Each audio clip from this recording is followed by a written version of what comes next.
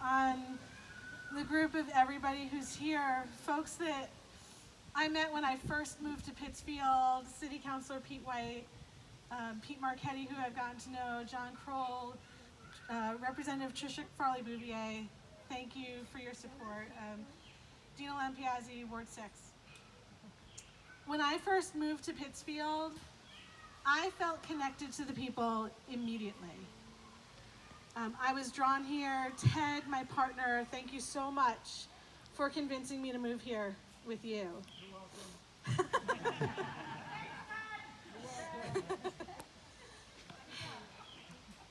When I became the initiative director for Working Cities Pittsfield, it was like a crash course in getting to understand the people, but also the systems and how they work or don't work for the people of this community. Working Cities Pittsfield, if you don't know, is an initiative that was funded by the Federal Reserve Bank of Boston to build economic opportunity for all. That meant, in my job, I spent time at the Christian Center, soup kitchens, social service agencies, boardrooms, corporate rooms, government rooms that many people never get to sit in, and see the differences between them and how things work and maybe how they don't. Yes, people are struggling in Pittsfield, but also people are thriving. And the difference is mostly that the systems are either built for you or they're not. I chose to run because I can see how the systems need to be changed, how we get to the root cause of our problems instead of dancing around the sidelines. I believe that we can improve the relationship between government and residents so that we're all working toward a common, just, and thriving community. That means working together through communication. I'm dedicated to making sure I'm communicating with the residents of Pittsfield through a monthly email so that I'm updating you on what I'm working on, what I know the city's working on, and what's coming up, because guess what? I want to hear from you. I want to have conversations about what's important to you and how these decisions are going to impact you. Because when I'm in the room, you'll be in the room with me.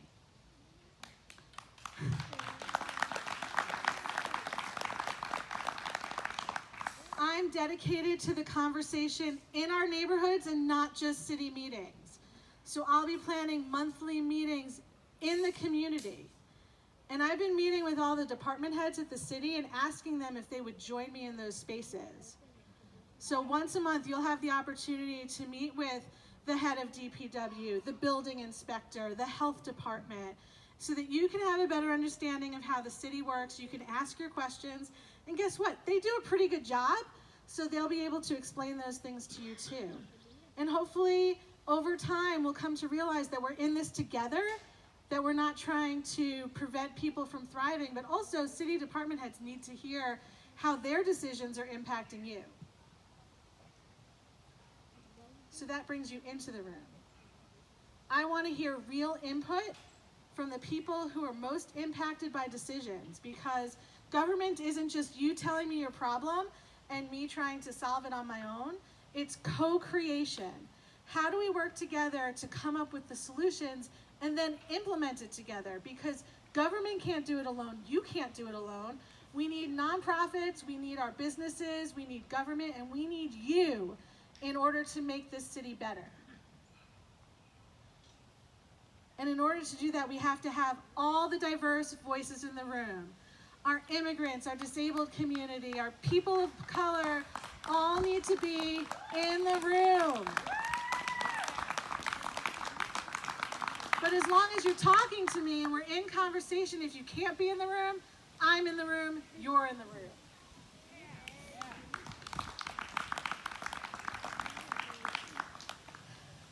We can build belonging. Knowing that when you walk into a space, you're going to see somebody who knows you and cares about you. That's what I love about this city, and everybody deserves that.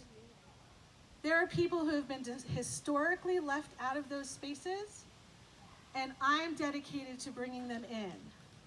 That means interpretation of all city meetings, simultaneous interpretation, so that our immigrant community, our ASL community, so that they can be in the room and feel welcome and a part of creating this city together. We should be investing more in cultural events that celebrate our diversity. And we should be inviting those to include those diverse voices at every single table. And if they're not there, we don't move forward without them.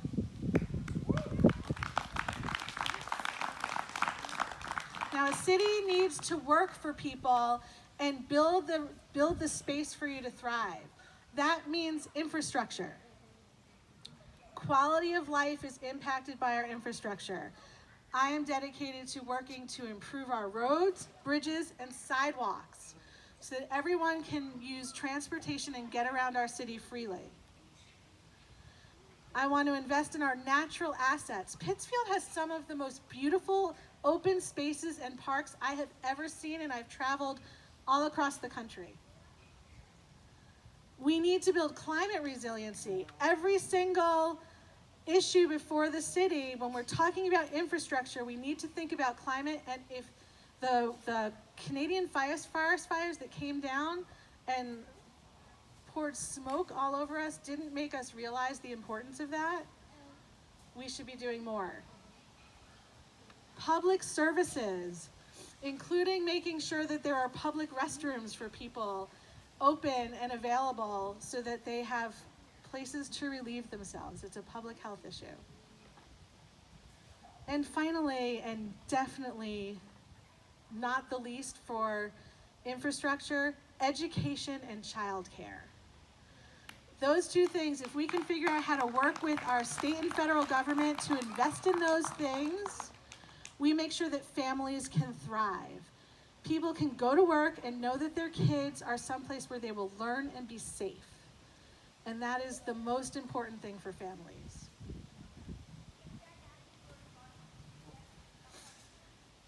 Finally, I want to talk about the conversation within government, because that's been a hot topic lately. When I decided to run, people said to me, "Why on earth would you want to do that?"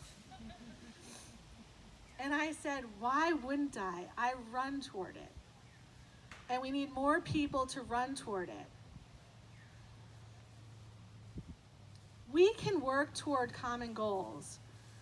I don't agree with everything every city councilor or mayor has done, but guess what? I could probably agree with a lot of what they've done or what we want to work on, and so let's work on it together.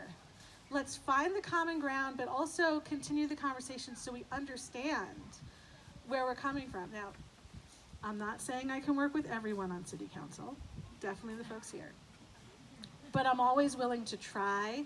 And as Erin said so kindly, I really do try to listen and understand. Because everybody's experiences are different. We all come from a different lens and understanding of the world. So, and all of those lenses are valuable. Everyone in our community has gifts to give. We may not always see them, but I'm committed to finding them. We can focus on collaboration, especially when we're talking about bringing resources into our city.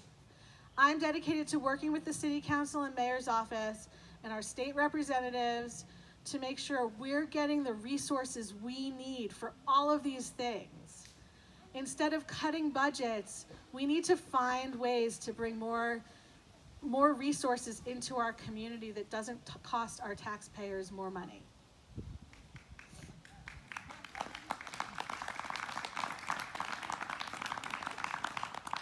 Finally, this is something, all these things, I can't do it alone. I need you. And first I need to get elected, right? So I need you. Thank you for all who came and donated. I need volunteers to help get the word out.